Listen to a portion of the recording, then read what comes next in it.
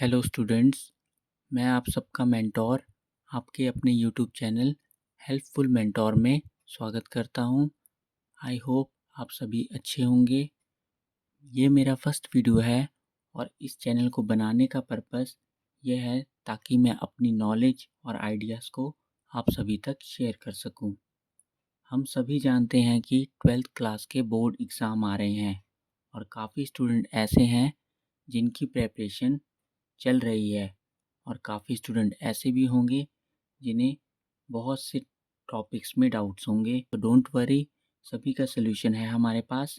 इसीलिए मैंने ये 21 days scholars journey new series start की है, जिसमें आप अकाउंट्स और बिजनेस स्टडी को 21 डेज़ के अंदर टॉपिक्स कवर करेंगे और हम ये पूरी कोशिश करेंगे कि इन 21 डेज़ के अंदर हम ज़्यादा से ज़्यादा टॉपिक कवर कर सकें।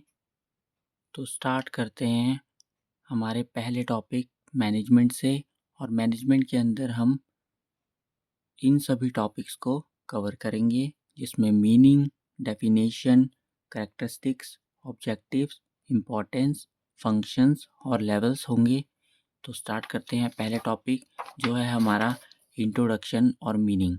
अब यहाँ पर काफ़ी स्टूडेंट्स को ये डाउट रहता है कि इंट्रोडक्शन और मीनिंग में क्या लिखें, क्योंकि कई स्टूडेंट्स को तो ये पता ही नहीं है कि मीनिंग और इंट्रोडक्शन बिल्कुल अलग है। उन्हें मीनिंग इंट्रोडक्शन सेम लगती है और दोनों में ही वो सेम आंसर लिख देते हैं, जिस वजह से उनके मार्क्स कट जाते हैं। इसीलिए हमें इंट्रोडक्शन और मीनिंग को समझना होगा। इंट्रोडक्शन के अंदर जो भी आप लिखते हैं वो क्वेश्चन के रिलेटेड होना चाहिए। जो आपसे क्वेश्चन पूछा गया है उसके अकॉर्डिंग ही आपको इंट्रोडक्शन लिखनी होती है। मैंने यहाँ बेसिक सी इंट्रोडक्शन लिखी है, जैसे मैनेजमेंट के रिलेटेड। तो first, the word management originated from the Latin word maneggiare which means to train the horses. अब यहाँ पर ये बताया गया है कि जो मैनेजमेंट वर्ड है वो लैटिन वर्ड से लिया गया है, लैटिन वर्ड से ओरिजिनेट हुआ है मैनेजियर वर्ड से। इसका मतलब था हॉर्सेस को ट्रेन करना। बट काफ़ी टाइम स्पेंड होने के बाद, after the passage of time, जो ये हॉर्सेस था ये चेंज होकर किससे रिलेट करने लगे, ह्यूमन से। जिस वजह से आज के टाइम पे मैनेजमेंट का मतलब क्या हो गया, बिजनेस में होने वाली जितनी भी ओवरऑल एक्टिविटीज़ हैं उनको हैंडल करना, किस तरीके से हम काम को मैनेज करते हैं। तो ये बेसिक से इंट्रोडक्शन है मैनेजमेंट को लेकर। इसके बाद मीनिंग की बात करते हैं। मीनिंग के अंदर it is the process of getting things done with the aim of achieving organizational goal effectively and efficiently। इसका मतलब किसी भी बिजनेस ऑर्गेनाइजेशन में एक ऐसा प्रोसेस जिसकी मदद से जो भी टास्क हम कंप्लीट करते हैं, जिसका मेन एम होता है कि ऑर्गेनाइजेशनल के गोल को अचीव कर सकें इफ़ेक्टिवली और एफिशिएंटली। अब आप लोगों ने यहाँ पर एक चीज़ नोटिस की होगी कि मैंने मीनिंग में 3 वर्ड्स को हाईलाइट किया है, जिसमें से एक प्रोसेस, दूसरा इफ़ेक्टिवली और तीसरा एफिशिएंटली है। प्रोसेस वर्ड का मतलब कंटिन्यूस होने वाली चीज़। अब मैनेजमेंट एक ऐसा प्रोसेस है जो रेगुलरली परफॉर्म होता रहता है, रेगुलर इंटरवल पे हर ऑर्गेनाइजेशन में इसकी ज़रूरत पड़ती रहती है, इसीलिए ये कंटिन्यूस फंक्शन है। दूसरा, इफ़ेक्टिवली। इफ़ेक्टिवली का मतलब है कि बिजनेस में होने वाले कोई भी टास्क को प्रॉपर टाइम पे कंप्लीट करना।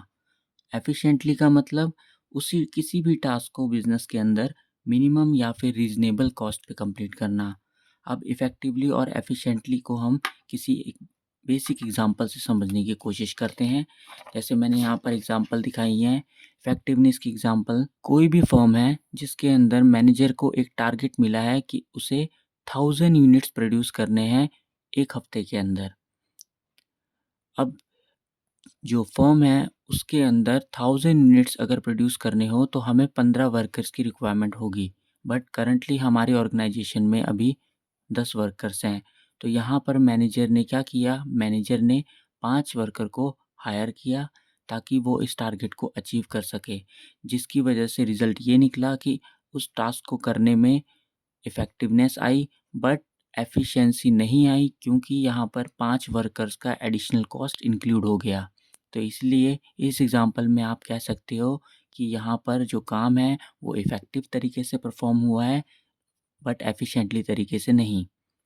दूसरी एग्ज़ाम्पल एफ़िशिएंसी की है।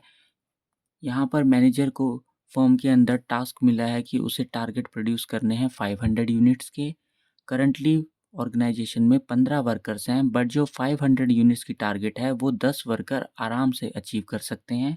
सो मैनेजर ने टारगेट है उसको अचीव किया, बट किस तरीके से उसने 5 वर्कर की कॉस्ट को सेव किया, जिस वजह से इस टास्क में एफिशिएंसी आई। आई होप आप सभी लोग इफेक्टिवनेस और एफिशिएंसी दोनों की एग्जाम्पल को समझ गए होंगे। नेक्स्ट टॉपिक है कैरेक्टरिस्टिक्स ऑफ मैनेजमेंट। अब ये कैरेक्टरिस्टिक्स ऑफ मैनेजमेंट जो क्वेश्चन है ये दो और नाम से भी आ सकता है। एक तो फीचर्स ऑफ मैनेजमेंट और दूसरा नेचर ऑफ मैनेजमेंट। तो सभी में आंसर सेम लिखना है। कई बार स्टूडेंट्स को ये प्रॉब्लम होती है कि हमें इतने सारे पॉइंट्स याद नहीं रहते, इसीलिए मैंने यहाँ पर आप सभी को पॉइंट्स रिमाइंड कराने के लिए एक कोड बनाया है, जिससे आप इसे ईज़िली रिमाइंड कर सकते हो और आपको ये चीज़ भूलेगी भी नहीं। क्योंकि कई बार स्टूडेंट क्या करते हैं, 10 पॉइंट याद तो करके जाते हैं बट उन्हें एग्ज़ाम टाइम पे पॉसिबली मोस्टली 5 या 6 पॉइंट्स ही याद रहते हैं। इसीलिए अगर आप इस कोड को फॉलो करेंगे तो आपको मोस्टली सारे पॉइंट्स रिमाइंड रहेंगे। कोड हमारा है पिग गोज़ एमसीडी। अब यहाँ पर जो फर्स्ट लेटर है पी रिप्रेजेंट कर रहा है परवेसिव। परवेसिव का मतलब क्या होता है? परवेसिव का मतलब यूनिवर्सली एप्लीकेबल इन नेचर। अब मैनेजमेंट जो है उसका नेचर यूनिवर्सल है, यानी कि वो हर एक जगह पर एप्लीकेबल या फिर यूज़ होता है। दो पॉइंट ऑफ व्यू से समझते हैं। जैसे मैनेजमेंट लेवल, ऑर्गेनाइजेशन में लेवल्स होते हैं मैनेजमेंट के, तो मैनेजमेंट के तीनों लेवल टॉप मिडल लोअर तीनों लेवल्स पे ही मैनेजमेंट की नीड होती है। ऑर्गेनाइजेशन की बात करें तो ऑर्गेनाइजेशन दो तरह की होती हैं, प्रॉफिटेबल और non profitable organisation. Non profitable organisation जैसे स्कूल्स, हॉस्पिटल, क्लब्स, इन सब दोनों ही ऑर्गेनाइजेशन में मैनेजमेंट की रिक्वायरमेंट होती है, क्योंकि दोनों ही ऑर्गेनाइजेशन के अंदर बहुत से टास्क हैं जिन्हें हमें मैनेज करना होता है। इसीलिए मैनेजमेंट एक परवेसिव फंक्शन है। सेकंड, आई वर्ड रिप्रेजेंट कर रहा है इंटेंजिबल। इंटेंजिबल कैसे? जो मैनेजमेंट है उसे हम देख और छू नहीं सकते, सिर्फ फील कर सकते हैं। एग्जाम्पल से समझने की कोशिश करते हैं इस पॉइंट को। जैसे रेस्टोरेंट ए और रेस्टोरेंट बी, दो रेस्टोरेंट की एग्जाम्पल ले लीजिए। इसमें रेस्टोरेंट ए के अंदर अगर मैंने एंटर किया और मुझे वहाँ पर जो स्टाफ का बिहेवियर है वो ज़्यादा अच्छा लगा, बी रेस्टोरेंट में मेरे साथ बैड बिहेवियर किया गया, जिस वजह से आप ये कह सकते हैं कि मैनेजमेंट जो ए रेस्टोरेंट की है वो बी रेस्टोरेंट से अच्छी है। जी लेटर यहाँ पर रिप्रेजेंट कर रहा है ग्रुप एक्टिविटी को। अब ग्रुप एक्टिविटी में जो मैनेजमेंट है वो एक ऐसा फंक्शन है जो सिंगल पर्सन परफॉर्म नहीं कर सकता। इसमें काफ़ी सारे ग्रुप ऑफ पर्सन्स की रिक्वायरमेंट होती है, इसीलिए जो मैनेजमेंट वो एक ग्रुप एक्टिविटी है। जितनी भी ग्रुप एक्टिविटीज़ होंगी उनके ग्रुप एफर्ट्स बिजनेस को बेटर रिजल्ट्स प्रोवाइड करेंगे। और मैनेजमेंट के अंदर ये डिसाइड किया जाता है इंडिविजुअल तरीके से कि कौन से पर्सन्स को कौन सा टास्क या कौन सी एक्टिविटीज़ परफॉर्म करनी पड़ेंगी, और सभी को अपने रोल्स इंडिविजुअली तरीके से परफॉर्म करने होते हैं। Goal oriented. गोल ओरिएंटेड का मतलब कि किसी भी ऑर्गेनाइजेशंस के अपने अपने गोल होते हैं। कई ऑर्गेनाइजेशन के इकोनॉमिक गोल हैं, कईयों के सोशल। इकोनॉमिक यहाँ पर रिलेट कर रहा है प्रॉफिट से, और सोशल गोल्स यहाँ पर रिप्रेजेंट कर रहे हैं सोसाइटी के रिलेटेड गोल्स। मैनेजमेंट क्या करता है? मैनेजमेंट जितने भी रिसोर्सेज हैं, लिमिटेड रिसोर्सेज, उनको प्रॉपरली यूटिलाइज करता है, प्रॉपर यूज़ करता है, ताकि वो ऑर्गेनाइजेशन के गोल्स को अचीव कर सके। एम वर्ड यहाँ पर रिप्रेजेंट करता है मल्टी डायमेंशनल को। सबसे इम्पॉर्टेंट नेचर है ये मैनेजमेंट का। मल्टी डायमेंशनल का मतलब कि जो मैनेजमेंट है वो किसी एक एक्टिविटी से इन्वॉल्व नहीं है, वो काफ़ी मल्टी डायमेंशनल में परफॉर्म करता है, जिसमें क्या क्या आते हैं? Management of work, management of people और management of operations. Management of work के अंदर तीन फंक्शंस परफॉर्म होते हैं, प्लानिंग, ऑर्गेनाइजिंग और कंट्रोलिंग। मैनेजमेंट ऑफ वर्क के अंदर ये देखा जाता है कि किसी भी काम को प्लान करना कि कौन सा काम हमें ऑर्गेनाइजेशन में परफॉर्म करना है। ऑर्गेनाइजिंग के अंदर ये चेक किया जाता है कि जो भी काम हमें परफ़ॉर्म करना है उसके अकॉर्डिंग हमारे पास रिसोर्सेज़ फुल्ली अवेलेबल हैं कि नहीं, और कंट्रोलिंग के अंदर जो भी वर्क परफ़ॉर्म हो रहा है उसको प्रॉपरली तरीके से कंट्रोल करना। Next, management of people. Management of people के अंदर स्टाफिंग और डायरेक्टिंग फंक्शन परफॉर्म होते हैं। स्टाफिंग के अंदर ये चेक किया जाता है कि हमारे बिजनेस के अंदर जो भी वेकेंट पोजीशन है उसको फिल किया जाए, और डायरेक्टिंग के अंदर जो भी काम है उसको एक्शंस को स्टार्ट किया जाए। और डायरेक्टिंग का ओवरऑल मतलब ये भी होता है कि लोगों को टाइम टाइम पे गाइड करते रहना, इंस्ट्रक्शन प्रोवाइड करना, ताकि वो काम को प्लान्स के अकॉर्डिंग परफॉर्म कर सकें। थर्ड यहाँ पर है मैनेजमेंट ऑफ ऑपरेशंस। अब बिजनेस में काफ़ी तरह के ऑपरेशंस परफॉर्म होते हैं, purchase, sales, production, marketing etcetera. तो ये सारे फंक्शंस को मैनेजमेंट ऑफ ऑपरेशंस हैंडल करने का काम करता है। मैनेजमेंट का काम है इन सभी ऑपरेशंस में होने वाली एक्टिविटी को प्रॉपरली तरीके से मैनेज करना। सी वर्ड रिप्रेजेंट कर रहा है कंटिन्यूअस को। कंटिन्यूअस जो मैनेजमेंट फंक्शन है, मैनेजमेंट के अंदर काफ़ी सारे कॉमन फंक्शंस परफॉर्म होते हैं, planning, organizing, staffing, directing and controlling, जो repeatedly again and again business में यूज़ होते रहते हैं जब तक हमारे बिजनेस के गोल्स अचीव नहीं हो जाते। इसीलिए ये परफॉर्म रेगुलरली होते हैं। डायनेमिक का मतलब होता है सिचुएशंस के अकॉर्डिंग चेंज हो जाना। आप सभी जानते होंगे कि फैक्टर्स की अगर बात करें तो दो तरह के फैक्टर्स होते हैं, इंटरनल और एक्सटर्नल फैक्टर्स। और एक्सटर्नल फैक्टर तो ऐसे होते हैं जिन पे हमारा कोई कंट्रोल भी नहीं होता, और ये दोनों फैक्टर्स हमारे बिजनेस को अफेक्ट करते हैं। इसीलिए मैनेजमेंट का नेचर डायनामिक है कि अगर बिजनेस में ऐसी कंडीशन या फिर ऐसी सिचुएशन आ जाए तो वो ईजिली उसे अडेप्ट और अपने आप को चेंज कर सके। अब नेक्स्ट यहाँ पर डेफिनेशंस पढ़ते हैं। डेफिनेशन जो है, डेफिनेशन के रिगार्डिंग मैं एक बात स्टूडेंट्स को क्लियर कर देता हूँ कि अगर अगर उन्हें डेफिनेशन सही तरीके से आती है तभी वो डेफिनेशन को लिखें, अदरवाइज़ उन्हें डेफिनेशन एग्ज़ाम में लिखने की ज़रूरत नहीं है। डेफिनेशन में मैंने यहाँ पर मैरी पार्कर फॉलेट की डेफिनेशन लिखी है, जो कहते हैं कि management is the art of getting things done through others. कि जो मैनेजमेंट है वो दूसरों से काम कराने की कला है। ठीक है। Next, objectives of management. तो मैनेजमेंट के बेसिकली 3 तरह के गोल्स हैं, ऑर्गेनाइजेशनल, सोशल, पर्सनल।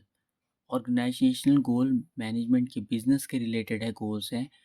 तो इसके अंदर 3 तरह के गोल्स आते हैं, सर्वाइवल, ग्रोथ और प्रॉफिट। सोशल गोल्स जिसमें quality good supply, welfare of society, amenities provide, 3 types के गोल्स हैं। पर्सनल गोल्स में fair remuneration, better working condition, personal recognition, ये सारे गोल्स हैं। स्टार्ट करते हैं ऑर्गेनाइजेशनल गोल से। ऑर्गेनाइजेशनल गोल में सबसे पहला टारगेट था सर्वाइवल। अब किसी भी बिजनेस या ऑर्गेनाइजेशन का फर्स्ट एम होता है, अगर वो न्यू बिजनेस है तो वो ये पहले यही कोशिश करेंगे कि वो किसी मार्केट में अपने आप को, किसी न्यू बिजनेस मार्केट के अंदर अपने आप को लॉन्ग टर्म तक सर्वाइव करवा पाएँ। ठीक है। इसीलिए सर्वाइवल के अंदर जो चीज़ें कवर होती हैं वो है कॉस्ट और रीजनेबल प्रॉफिट्स। मतलब यहाँ पर किसी भी ऑर्गेनाइजेशन का एम ये नहीं रहता कि वो उन्हें स्टार्टिंग से ही बहुत ज़्यादा प्रॉफिट्स होना शुरू हो जाएंगे।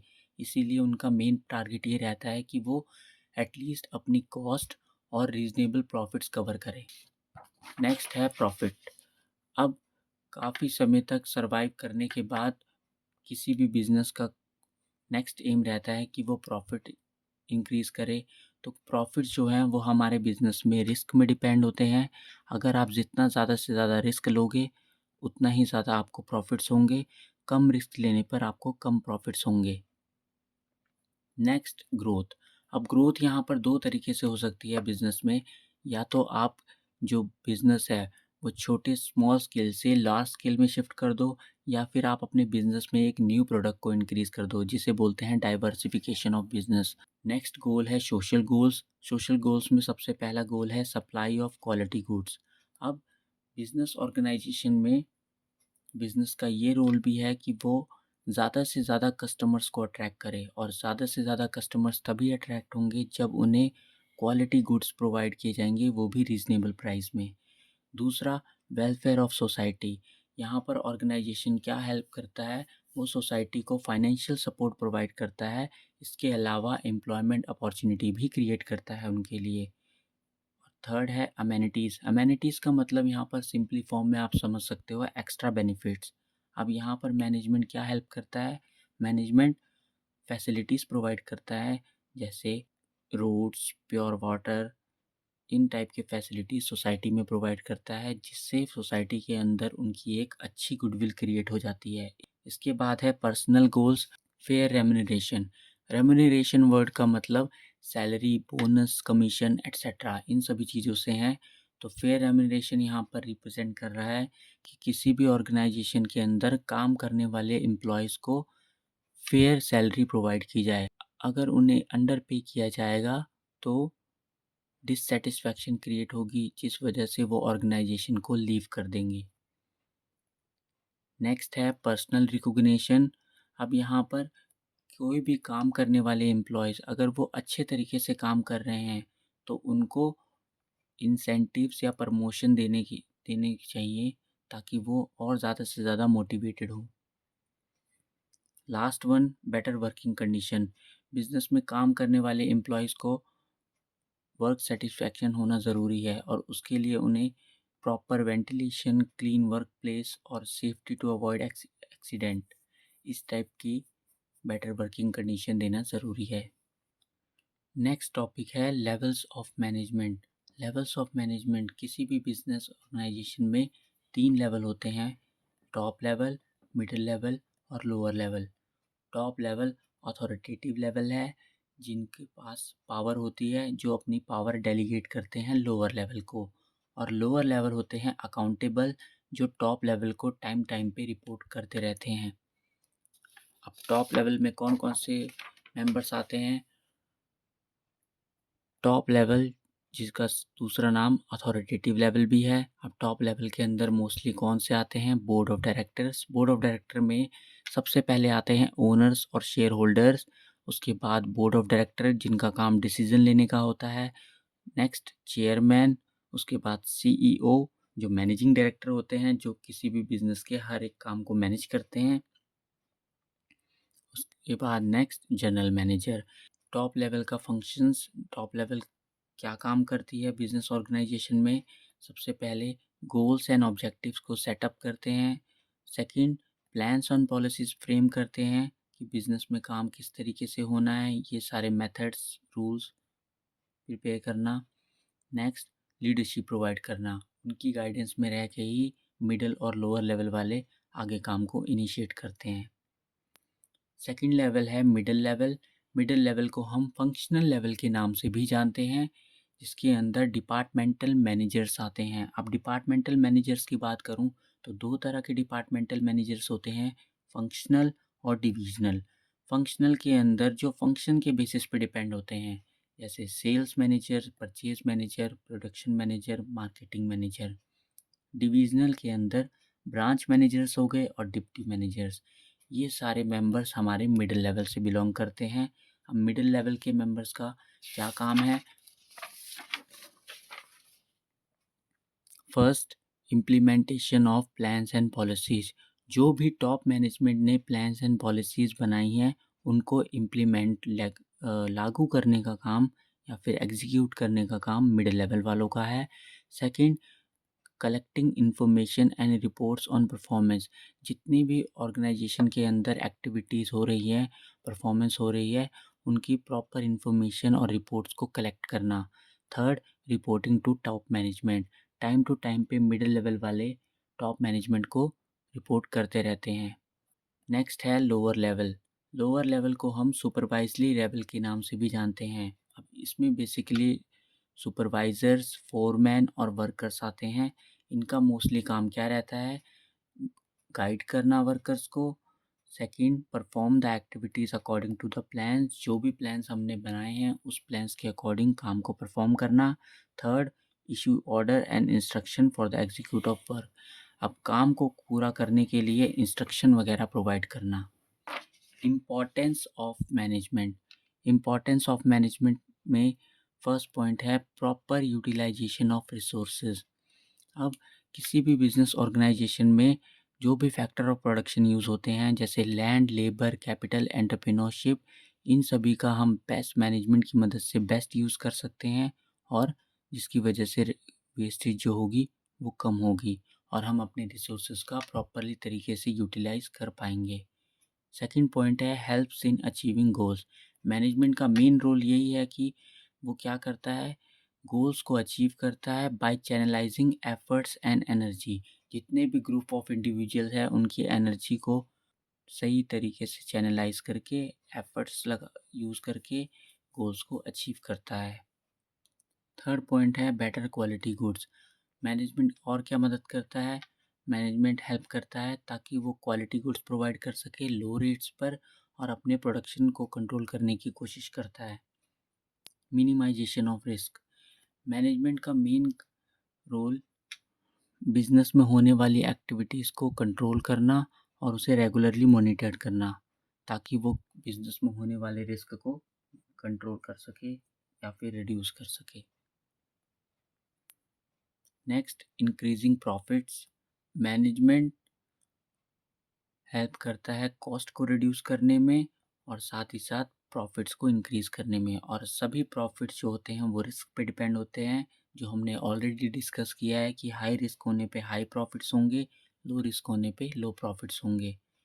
The last one, growth and development.